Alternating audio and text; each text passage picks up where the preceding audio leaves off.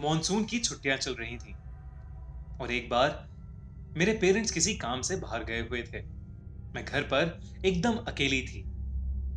मेरी कॉलोनी एक बड़े से पहाड़ के ऊपर थोड़ी सुनसान जगह में सिचुएटेड थी। वहां यूजुअली कोई आता जाता नहीं था। मैं ऐसे ही लेट कर टीवी देख रही थी जब किसी ने डोरबेल बजाई। मैंने कोई जवाब नहीं दिया क्योंकि नॉर्मली उस समय कोई घर पर नहीं आता जाता और अगर मेरी फैमिली होती तो खुद ही दरवाजा खोलकर अंदर आ जाती। दूसरी बार भी घंटी बजी लेकिन मैंने ध्यान नहीं दिया। पर तीसरी बार जब वापस मुझे डोरबेल सुनाई दी तो मुझे थोड़ा शक हुआ।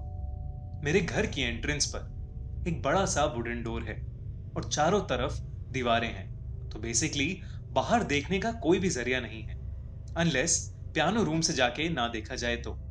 इसका मतलब बाहर से भी कोई पता नहीं कर सकता कि हम अंदर हैं या नहीं जब तक हम बहुत जोरों से शोर ना मचा रहे हो। जब तीसरी बेल बजी तो मैं दरवाजे के पीछे जाकर खड़ी हो गई। कोई भी नॉर्मल इंसान 3 बार घंटी बजाने के बाद चला जाता है, लेकिन वो जो भी था उसने जोरों से दरवाजा पीटना शुरू कर दिया, जिससे मैं बहुत ज्यादा डर गई। तभी मुझे एक आदमी की भारी आवाज सुनाई दी। मैं जानता हूं तुम अंदर हो, चलो चलो बाहर आओ। उसकी आवाज सुनकर मेरा दिल घबराहट के मारे दहल उठा। मैं यही सोचे जा रही थी कि उस आदमी को कैसे पता चला कि मैं अंदर हूं।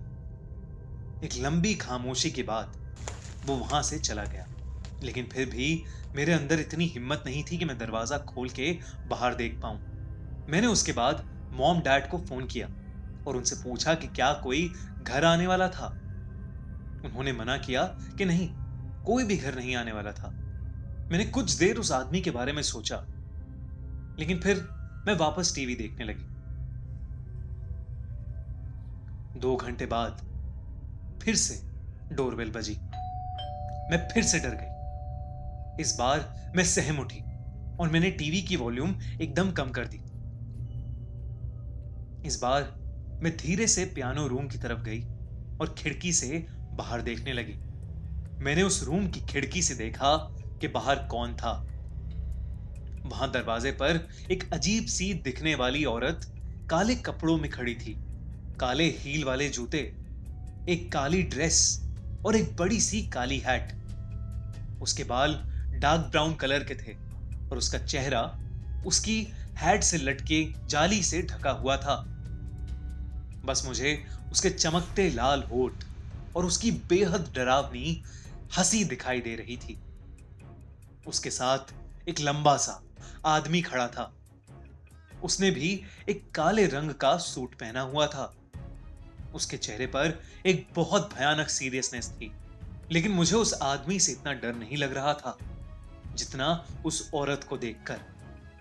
वो मेरे दरवाजे के सामने अपने चेहरे पर एक बेहद डरावनी हंसी लेकर खड़ी थी।